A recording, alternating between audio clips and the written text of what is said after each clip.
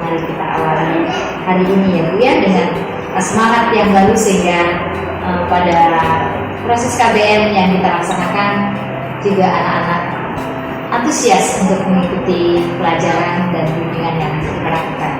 Baik, Bu Siska, sebagai pelaksanaan program yang telah disusun oleh sekolah, maka besok itu rencananya kita akan melakukan supervisi kelas dengan mata pelajaran bimbingan konseling. Ya. Nah, kira-kira topik apa ya yang akan dibahas besok? Kalau di topik kebetulan besok itu saya mengajar di kelas 7 dan bimbingannya untuk bimbingan klasikal itu saya mengambil dari pengalaman dulu, artinya secara spesifik di layanannya yang bimbingannya itu dilempar atas lapangan saya.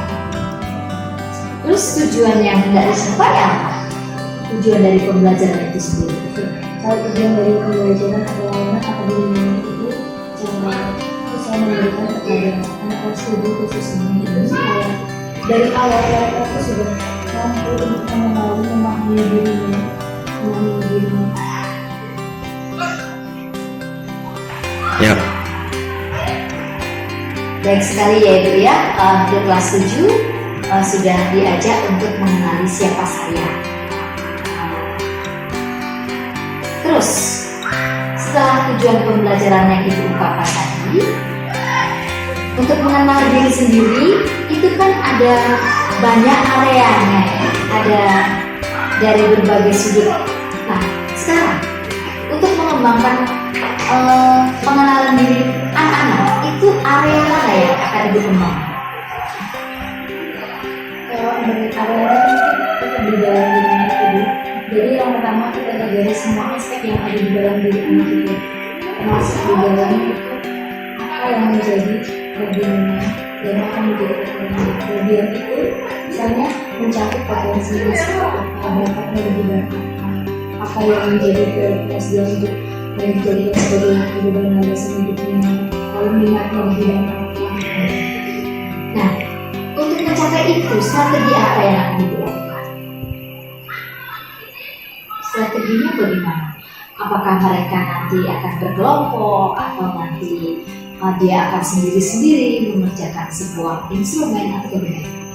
Kalau untuk pengenalan diri itu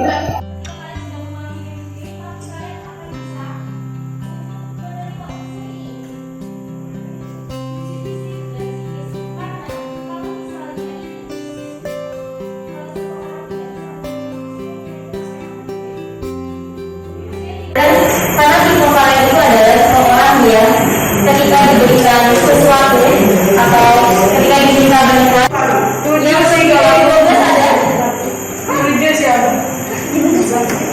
Satu, oke, bentar. Kita belum selesai. Ada? Oke, satu orang. Kalau misalnya hitungannya siapakah saya?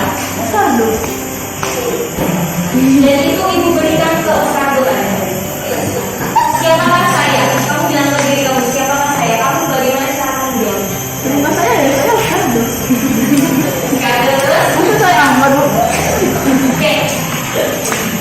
Begini ke prestasinya. Terus apa lagi? Sifatnya, hobinya, minatnya, apa yang kalian inginkan, apa yang menjadi prioritas kalian, dan apa yang menjadi kekurangan kalian. Nah, itu semua dan kalian kesempatan waktu untuk membuat deskripsi mengenai diri kalian sendiri yang mencakup 5 aspek itu.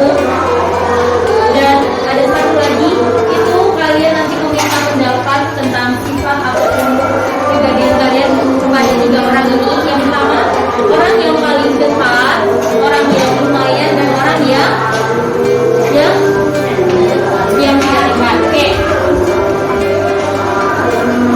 Sekarang kita dengarkan dulu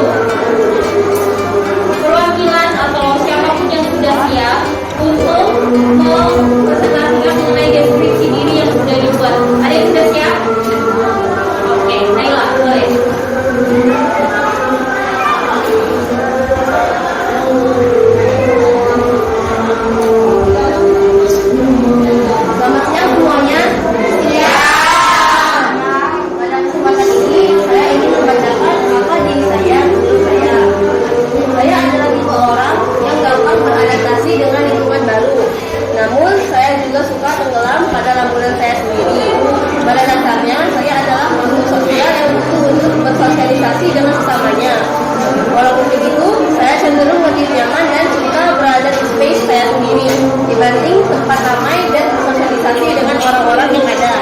Dikarenakan sifat saya ini, saya biasanya akan melampiaskan atau mengekspresikan diri saya dengan sarana seni. Sebagai contoh, saya suka mendengarkan musik untuk menenangkan diri dan menggambar untuk mengekspresikan diri saya sendiri. Selain sikap saya di atas, terkadang dengan sadar atau tidak sadar, saya akan menjadi pribadi yang egois, keras kepala, dan juga marah. Saya juga termasuk orang yang labil, dikarenakan saya selalu memiliki dua opsi atau lebih yang muncul di otak saya dan biasanya berlawanan satu sama lain. Sekian dari saya, terima kasih.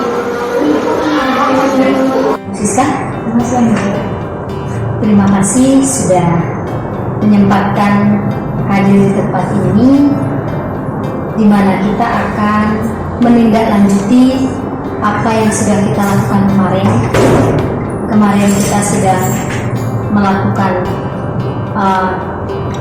observasi kelas dan saya sudah melihat bagaimana tindakan yang dilakukan oleh Ibu Siska di kelas dan menyesuaikan apa yang sudah menjadi rencana Bu Siska dalam proses KBM di kelas. Kalau boleh tahu kemarin tujuan kita apa ya Bu? Yang hendak dicapai ya dari pembelajaran yang kemarin. Kalau tujuannya sendiri, nama tujuan layanan atau bimbingan itu supaya individu itu memahami dan bisa mengelola diri sendiri dalam artian dia bisa melihat ke dalam dirinya aspek-aspek yang ada di dalam dirinya untuk mengenal diri sebagai bahan nanti dia bisa menerima perkembangan fisik atau psikis di organisasinya sehingga nantinya dia bisa lebih. Oke, itu tujuan umum ya, tujuan secara umum. Nah, kalau boleh tahu area pengembangan apa yang hendak Ibu capai pada materi ini? Kalau yang pertama, pastinya individu itu sendiri bisa memahami dan mengenal dirinya. Lalu yang kedua itu nantinya dia bisa menerima perkembangan fisik dan psikisnya. Dan yang terakhir, serta diri itu nantinya bisa atau sendiri nantinya bisa dimengerti. Baik, tentunya Ibu Siska sudah menyiapkan sebuah langkah atau strategi yang Ibu terapkan di kelas sehingga tujuan itu dapat tercapai. Strategi apa yang Ibu lakukan? Kalau strateginya itu pasti yang di awal itu selalu dimulai dengan speaking, sudah pasti untuk mencairkan suasana terlebih dahulu, untuk melihat kesiapan siswa. Setelah itu masuk ke misalnya ke pemberian materi layanan, penjelasan mengenai apa yang akan dijelaskan pada itu, tujuan atau tema hari itu. Lalu kemudian nanti akan ada cara pendapat, diskusi, dan yang terakhir itu adalah mereka nanti akan mendeskripsikan diri berdasarkan 6 aspek itu. Lalu nanti setelah selesai mereka akan mempresentasikan. Oke, menarik sekali ya Ibu. Dan sebagai guru bimbingan konseling, ya, apakah Ibu bangga atau senang dengan kesempatan yang Ibu miliki sekarang? Sangat senang ya, kita diberi ruang ya untuk lebih dekat dengan anak-anak. Nah, dari skala yang ada pada posisi sekarang, Bu Siska menduduki rank keberapa atau tempat yang mana? Dari 1 sampai 10 itu di mana kira-kira posisi Bu Siska? Ini posisi untuk Untuk materi layanannya, kemudian bagaimana menerapkan pada siswa itu, posisi Bu Siska itu berada di mana? Kalau di posisinya sendiri saya mengalami di posisi ke-8. Kenapa? Karena ternyata siswa itu sendiri sudah berhasil dan mendeskripsikan dirinya, artinya dia sudah memahami dan mengenal dirinya. Baik, untuk mencapai posisi 10 ya, tentu Ibu punya sesuatu, punya power, punya kekuatan. Nah, kekuatan apa yang bisa Ibu tunjukkan kepada siswa, kepada siswa bimbingan ibu ya, karena tidak hanya di kelas, bisa jadi di kelompok-kelompok yang lain. Nah, itu kekuatan apa yang ibu bisa terapkan ya, ibu bisa keluarkan untuk mencapai tujuan? Oke, baik, kalau kekuatan itu sendiri berasal dari diri individu itu kekuatannya itu adalah sebuah kemauan. Artinya apa? Kemauan dari individu itu untuk mau membuka dirinya. Artinya terbuka dengan dirinya sendiri, terbuka dengan orang lain. Tapi kalau terbuka dengan orang lain itu dia mau menerima itu masukan, saran, kritikan, nasihat dari orang lain. Karena di dalam diri individu itu ada yang namanya diri kita, dimana di situ hanya misalnya saya tidak tahu, Anda tahu. Nah, dari situlah dia harus mau atau bisa menerima atau mendengarkan nasihat, saran, masukan dari orang lain seperti itu. Dari apa yang sudah dimiliki siswa, apakah itu menjadi peluang bagi ibu untuk mencapai suatu tujuan bimbingan yang ibu berikan? Iya. Nah, sekarang untuk mendapatkan hasil tentunya ya yang hendak kita capai, ibu tadi mengatakan bahwa siswa itu bisa membuka diri dan mengerti apa yang ada dalam dirinya, mengetahui kekuatan yang ada di dalam dirinya. Tentu tidak semuanya sama ya, tidak semuanya berjalan dengan mulus. Sekarang, apa yang menjadi hambatan atau gangguan dari Bu Siska untuk mencapai tujuan itu? Kalau hambatannya sendiri itu berdasarkan kemarin itu pengalamannya, karena siswa itu sendiri yang sudah menutup diri, artinya dia sudah apa yang orang lain tahu tentang dirinya cukup di situ. Bahkan anaknya sendiri itu tertutup, dalam arti dia tidak mau membuka diri, sulit untuk membuka diri, atau ketika membuka pun dia sulit menerima masukan dari orang lain. Baik, untuk anak-anak yang ibu temui seperti itu, strategi apa yang ibu kembangkan? Strategi yang untuk menangani anak-anak yang sulit untuk membuka diri, selain secara bimbingan secara klasikal, memberikan materi di kelas secara individu, ada strategi lain apalagi yang bisa ibu kembangkan untuk menolong anak itu sehingga anak itu bisa membuka diri? Kalau itu sebenarnya butuh pendekatan secara individu, masih di luar bimbingan klasikal. Jadi kalau misalnya yang ini kemarin kan sudah ditulis misalnya anak-anak atau siswa siapa aja yang misalnya memiliki gangguan seperti itu bisa dibimbing. Terus nanti kita akan bimbing misalnya seperti itu untuk pendekatan lebih. Baik, untuk melakukan bimbingan tentu Bu Siska punya target waktu ya. Waktunya kira-kira berapa lama? Ya, sejauh ini secara pengalaman, nah itu pasti ada waktunya ya. Waktunya itu kira-kira berapa lama yang ibu targetkan? Sebenarnya kalau waktunya sendiri itu saya memikirkan bahwa cukup antara 20 sampai 30 menit, tapi pada kenyataannya mereka masih mengalami kesulitan kalau dalam jangka waktu seperti itu. Jadi kemarin itu yang sampai 40 menit. Baik secara individu, misalnya Ibu Siska sudah memberikan bimbingan di kelas setelah bimbingan individu, tetapi anak itu masih belum bisa untuk membuka dirinya. Apakah target itu berulang atau stuck di situ? Kalau waktu yang ibu berikan, waktu yang ibu gunakan. Kalau khusus untuk anak seperti itu tidak dulu, jadi berdasarkan tetap mengikuti waktu yang awal, untuk yang itu saya tarik. Gitu. Saya harus mencari tahu kenapa dengan anak ini teman-temannya sudah bisa sampai, misalnya saya menargetkan apa mereka bisa mencapai, kenapa anak ini belum ada apa dengan anak ini. Berarti saya tarik. Ibu harus mencari data yang lengkap sehingga bisa membuka anak itu. Apa yang menjadinya? Nah, untuk anak-anak seperti itu, ya. Dan ini bisa kita jumpai di setiap kelas dari bimbingan ibu yang sudah dilakukannya. Tentu punya ukuran keberhasilan atas aksi itu. Nah, berhasilnya itu seperti apa?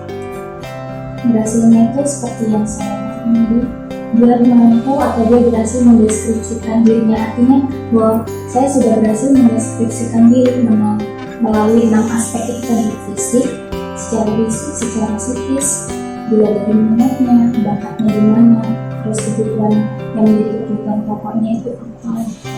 Lalu dengan bantuan juga yang kedua, itu dia akan, karena di dalam diri individu itu memiliki yang namanya daerah buta, diri buta, artinya dia membutuhkan orang lain untuk juga mengenal dirinya. Nah, di situ kesempatan dia untuk, saya kemarin meminta anak-anak itu untuk mencari 3 orang. Yang pertama, orang yang paling dekat dengan dia, orang yang lumayan, dan orang yang kurang dekat. Tujuannya adalah dia menanyakan bagaimana karakter saya pribadi menurut pandangan mereka, dan itulah yang mereka jadikan sebagai masukan untuk dia semakin mengetahui dirinya sendiri. Ya, itu berarti kan hambatan ya, hambatan bagi seorang pribadi untuk mengetahui dirinya sendiri. Ya, apakah dari hambatan-hambatan itu ibu gali dari anak itu sendiri, kemudian memberi informasi atau mengantisipasi gangguan yang membuat dia menjadi pribadi yang tertutup. Nah, itu bagaimana cara ibu mengantisipasi gangguan-gangguan sehingga anak itu menjadi dari pribadi yang tertutup menjadi pribadi yang terbuka. Selain tadi kan sudah cari data, cari kawan. Nah, biar tidak sampai banyak sekali ini, strategi lain yang bisa ibu kembangkan apa lagi? Strategi lain yang bisa dikembangkan mungkin siswa itu sendiri itu bisa mencari teman yang dekat dengan anak itu. Misalnya si A ini yang tertutup, dan mungkin si B ini karena selama ini dekat dengan anak, bisa mencari minta tolong dengan si B untuk mengajak komunikasi A, untuk menjelaskan, misalnya untuk memberitahu seperti apa dirinya, kenapa kok dia tidak mau untuk membuka diri itu karena apa, mungkin seperti itu. Oh, berarti ada orang lain yang dapat ibu mintai bantuan untuk membuka anak itu sehingga dia bisa mengenal dirinya sendiri dan mengantisipasi gangguan yang ada dalam dirinya, ya. Baik. Nah, dari apa yang sudah ibu lakukan, apakah bimbingan ini yang namanya konseling itu apa ya, istilahnya ilmu jiwa ya, kejiwaan untuk menangani orang gila tentu menjadi gila dulu ya biar bisa masuk. Nah, dari apa yang sudah ibu berikan kepada anak, apakah komitmen ibu ketika menemui kesulitan untuk anak yang bermasalah seperti tadi, kan kita baru temukan pada saat proses belajar ya, ada anak yang sangat menutup diri, ada yang sangat terbuka, ada yang setengah-setengah. Nah, apakah materi ini atau bimbingan ini tetap ibu lakukan setiap tahunnya atau berhenti sampai di sini karena mengetahui banyak sekali gangguan? Justru karena semakin banyak gangguan itu, materi ini justru akan semakin terus berjalan. Karena nanti di setiap tahunnya pasti akan diberikan. Tapi mungkin ada kemungkinan suatu besok ternyata juga banyak anak yang memiliki keterbatasan seperti ini, jadi membutuhkan bimbingan seperti ini. Baik, siapa yang mau ibu ajak untuk melaksanakan komitmen ini? Cukup ibu sendiri dengan teman-teman anak itu, atau mau melibatkan struktural, misalnya kepala sekolah atau bapak kurikulum atau bapak ibu guru? Apakah ibu Siska cukup dengan siswa saja? Ini kalau untuk sementara siswa, kalau misalnya dengan perjalanan lagi, mungkin dengan saya masih kurang, mungkin membutuhkan ya, artinya Bu Siska sudah punya rencana jangka panjang yang bisa ibu gunakan untuk melaksanakan aksi ini ya. Nah, terus ya, ini terus saya saya juga ingin tahu nih, bagaimana tindak lanjut Bu Siska. Bagaimana kalau itu terjadi dengan rekan sejawat? Apakah ibu juga mau memperlakukan kami seperti siswa, atau minta bantuan kepala sekolah, berkolaborasi dengan kepala sekolah dan sebagaimana mestinya untuk melakukan sama-sama melakukan bimbingan. Walaupun Bapak Ibu guru itu hanya mata pelajaran, tetapi dia punya hak untuk menjadi wali kelas dan membimbing siswanya. Bagaimana menurut Ibu? Kalau itu ya, mau itu siswa, mau itu guru, itu sama saja sebagai konselor. Nah, kalau di dalam hal ini pasti saya akan berkolaborasi dengan kepala sekolah, kalau misalnya itu terjadi kepada baik, itu rencana Ibu Siska. Itu rencana yang sangat baik karena bimbingan konseling itu tidak hanya melayani siswa, itu semua orang yang membutuhkan. Baik sekali Ibu Siska, saya berharap apa yang sudah Ibu lakukan dan apa yang sudah Ibu informasikan ya, itu sudah tergambar pada saat proses pembelajaran kemarin. Jadi observasi kemarin saya melihat Bu Siska sudah sangat antusias membuka anak-anak untuk mengenali dirinya sendiri ya. Pertama sudah menampilkan gambar dan anak-anak disuruh tebak berapa hewan, dan sifat terakhir Bu Siska sudah menyuruh anak untuk mendeskripsikan dirinya itu seperti apa dengan setelah pemahaman yang didapat. Mungkin pembicaraan kita cukup. Kalau boleh, apa yang dapat Ibu simpulkan mulai dari pasca observasi dan kegiatan hari ini? Apakah itu bermanfaat atau kurang bermanfaat? Silakan. Kalau untuk saya sendiri, dengan adanya kegiatan ini saya maksudnya bersyukurnya karena ini adalah kesempatan saya juga untuk belajar lagi, karena ternyata yang belajar itu tidak hanya siswa, tapi guru pun juga belajar. Dengan adanya Bu Maria kemarin, saya jadi tahu di mana letak saya kemarin ternyata saya itu kurang di bagian mana Ibu memberitahu saya, sehingga itu menjadi bahan refleksi untuk saya, bahan evaluasi untuk saya untuk kedepannya supaya nanti bisa memberikan materi layanan atau bimbingan itu lebih baik lagi dengan strategi yang baru mungkin, atau bisa lebih baik lagi dari